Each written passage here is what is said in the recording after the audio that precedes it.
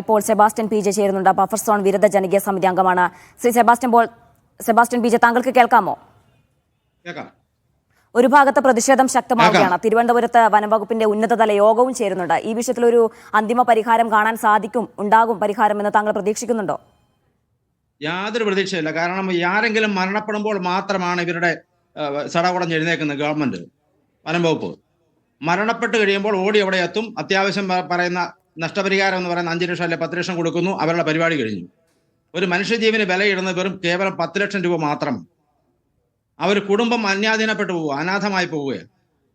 ഇവിടെ കണമലയിൽ കഴിഞ്ഞ വർഷം ഇതുപോലെ തന്നെ 2 പേര് ഒരു കാട്ടുപോത്ത് 2 ആളുകളുടെ ജീവൻ, 2 കുടുംബനാഥന്മാരെ കൊന്ന് നാമാവശേഷമാക്കിയിട്ട് കേവലം 10 ലക്ഷം രൂപ മാത്രമാണ് കൊടുത്തത്. ആശ്രിതർക്ക് തൊഴിൽ കൊടുക്കുമെന്ന് പറഞ്ഞു, വനാതിർത്തികളിൽ ഫെൻസിങ് ഉണ്ടാവുമെന്ന് പറഞ്ഞു. ഇതൊന്നും നടന്നില്ല. തൊട്ടടുത്ത് തന്നെ 6 മാസത്തിനുള്ളിൽ ബിജു എന്ന് പറയുന്ന ഒരാളെ ആന കുത്തിക്കൊന്നു. തൊട്ട് വീടിന്റെ മുറ്റത്താണ് കുത്തിക്കൊല്ലുന്നത്, കാട്ടിലൊന്നും വെച്ചല്ല. അദ്ദേഹത്തിനും ഇതുപോലെ തന്നെയാണ്. അദ്ദേഹത്തിനും ഇതുപോലെ നഷ്ടപരിഹാരം കൊടുത്ത് കാര്യം തീർന്നു.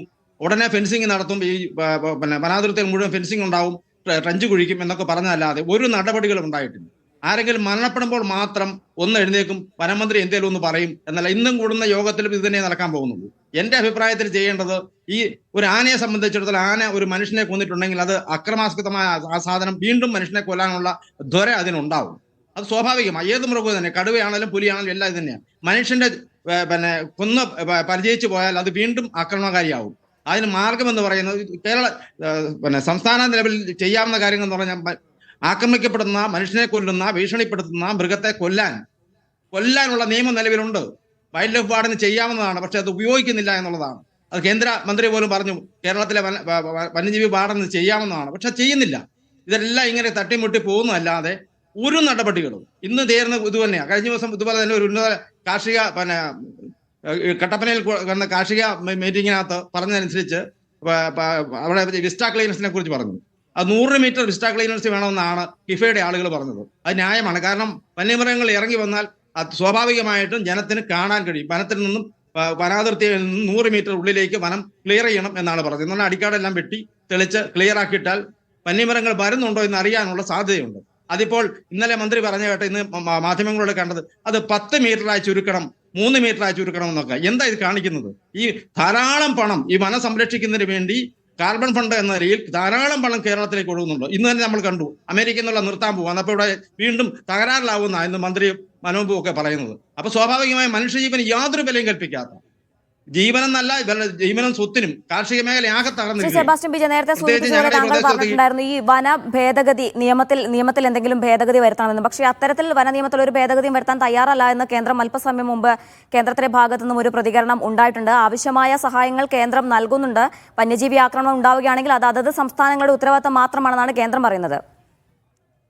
അല്ല, കേന്ദ്രം ഇപ്പൊ കൊടുക്കുന്ന 10 ലക്ഷം രൂപ കേന്ദ്രം കൊടുക്കുന്നതാണല്ലോ. സംസ്ഥാനത്തിന് അതിന്റെ വിഹിതമൊന്നുമില്ല.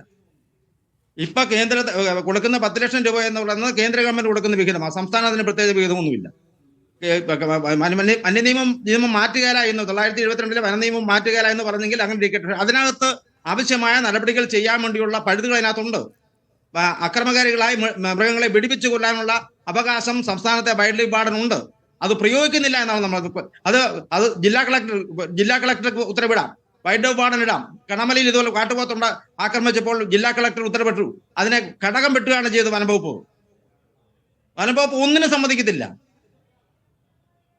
സെബാസ്റ്റ്യൻ പി ജെ, നേരത്തെ സൂചിപ്പിച്ചതുപോലെ ഈ എന്തെങ്കിലും അപകട മരണം ഉണ്ടാകുമ്പോൾ മാത്രമാണ് സർക്കാർ ഉണരുന്നത്. അവർക്ക് ഈ 10 ലക്ഷമൊക്കെ കൊടുത്ത് അത് പ്രശ്നം ഒതുക്കാനുള്ള ഒരു തീരുമാനമാണ് അവരുടെ ഭാഗത്തുനിന്ന് ഉണ്ടാകുന്നത്. താങ്കൾ ഈ ഒരു പ്രവർത്തന മേഖലയിലായി ബന്ധപ്പെട്ടുകൊണ്ട് ചോദിക്കുകയാണ്, എല്ലാവർക്കും ഇത്തരത്തിലുള്ള നഷ്ടപരിഹാരം ലഭിച്ചിട്ടുണ്ടോ? ലഭിക്കാത്ത ആൾക്കാർ ഇതുവരെ ഇനി ബാക്കിയുണ്ടോ? അത്തരത്തിലുള്ള പ്രതികരണമൊക്കെ ചില ഭാഗങ്ങളിൽ നിന്നൊക്കെ ഉയർന്നു കേട്ടിട്ടുണ്ട്. അതുകൊണ്ട് ചോദിക്കുകയാണ്. ധാരാളം. ഇവിടെ ഞങ്ങളുടെ പ്രദേശത്തുണ്ടായി. ഇപ്പോൾ സാഫിയ മരിച്ചപ്പോൾ, പെരുമന്താനത്ത് സാഫിയ മരിച്ചപ്പോൾ കൊടുത്ത 5 ലക്ഷമാണ്. അത് സ്വാഭാവികമായിട്ടും ജനങ്ങളുടെ പ്രതിഷേധം ഉണ്ടെങ്കിൽ അന്നേരം തന്നെ 10 ലക്ഷം കൊടുക്കാനുള്ള സാവകാശം ഒന്നുമില്ലാതെ കൊടുക്കാവുന്ന കാര്യമാണ്. തുലാപ്പള്ളിയിൽ ഇതുപോലെ തന്നെ ആന കുത്തിക്കൊന്നപ്പോൾ ഉടൻ തന്നെ ജില്ലാ കളക്ടറും DFO ഉൾപ്പെടെയുള്ള ആളുകൾ, ഞങ്ങൾ MP ഉൾപ്പെടെയുള്ള ആളുകൾ ഞങ്ങളുണ്ടായിരുന്നു, ചർച്ചയ്ക്കിരുന്നു. ഇന്ന് തന്നെ 10 ലക്ഷം കൊടുക്കുമെന്ന് പറഞ്ഞു. അതിനുശേഷമാണ് ഞങ്ങൾ മൃതദേഹം വിട്ടുകൊടുത്ത് പോസ്റ്റ്മോർട്ടം നടത്തി കൊണ്ടുവന്നു. അടക്കുന്നതിന് മുമ്പ് പൈസ കിട്ടണമെന്ന അന്നേരം ഈ 10 ലക്ഷത്തിൽ 5 ലക്ഷം മാത്രം തലേദിവസം കൊണ്ട് കൊടുത്തിട്ട് പോയി. പിറ്റേ ദിവസം ഞാൻ തന്നെയാണ് ADM വിളിച്ചു പറഞ്ഞത്, ബാക്കി 5 ലക്ഷം രൂപയുടെ കിട്ടാതെ ഈ ബോർഡ് ഞങ്ങൾ അടക്കില്ല, എന്ന് പറഞ്ഞു. ഇത് ഞങ്ങൾ ഇവിടെ തന്നെ വെച്ചിരിക്കുമെന്ന് പറഞ്ഞു. അന്ന് തന്നെ വൈകിട്ട് കൊണ്ട കൊടുത്തു. ഇതൊക്കെ ചെയ്യാവുന്ന കാര്യമാണ്. പക്ഷെ അന്നേരം പറയും ആശ്രിതർക്ക് ജോലി കൊടുക്കും, അത് കൊടുക്കും, ഇത് കൊടുക്കും എന്ന് പറയുന്നു. ഈ 10 ലക്ഷം പോലും കിട്ടാത്ത ഒട്ടനവധി ആളുകൾ, കോടിക്കണക്കിന് രൂപ ഇനിയും കിട്ടാനുണ്ട് ആളുകൾക്ക്. എല്ലാം 5 ലക്ഷം, താൽക്കാലികമായി 5 ലക്ഷം കൊടുക്കും, പിന്നെ ഓരോ തട്ടാമുട്ടി പറഞ്ഞ് മാറ്റുന്നതല്ലാതെ ഇതുവരെയും ഒട്ടേറെ ആളുകൾക്ക് ഇപ്പോൾ കൊടുക്കാനുണ്ട്. വളരെയധികം കുടിശ്ശികയാണ് ഇക്കാര്യത്തിൽ. 10 ലക്ഷം കൂടെ ഒരു കുടുംബത്തിന്റെ ജീവൻ നഷ്ടപ്പെടുന്ന 10 ലക്ഷം രൂപ ഉണ്ടെന്ന് ഒരു കാര്യം നടക്കില്ല. അത് ശാശ്വതമായ പരിഹാരം ഉണ്ടാകണം. വന്യമൃഗങ്ങൾ ഇനി ആക്രമിക്കാതെ, ജനങ്ങളെ ആക്രമിക്കാതിരിക്കാനുള്ള സംവിധാനങ്ങൾ ഉണ്ടാവണം. സുസ്ഥിരമായ ഒരു വനാതിർത്തി സംരക്ഷിക്കാനുള്ള നടപടികളാണ് ഉണ്ടാകണം.